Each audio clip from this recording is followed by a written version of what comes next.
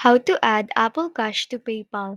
In today's video, I'm going to show you how to transfer your Apple Cash to PayPal using a quick and easy method. Since there's no direct option for this, we will use PayPal's direct deposit feature. So first, open your PayPal app and tap on the profile icon in the top right corner. Here, you will find your routing number and account number. Copy these details as we will need them for the transfer. Next, open the Wallet app on your iPhone and tap on your Apple Cash card.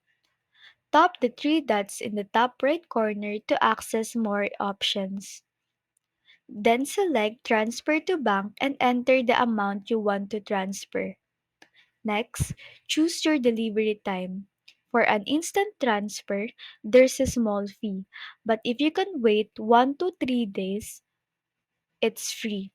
Now, tap Add Bank Details and paste the PayPal routing and account numbers you copied earlier. Save the details, select your transfer mode and tap Transfer.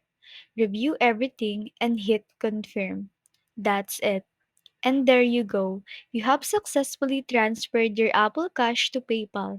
If this video helped you, don't forget to like and subscribe for more tips.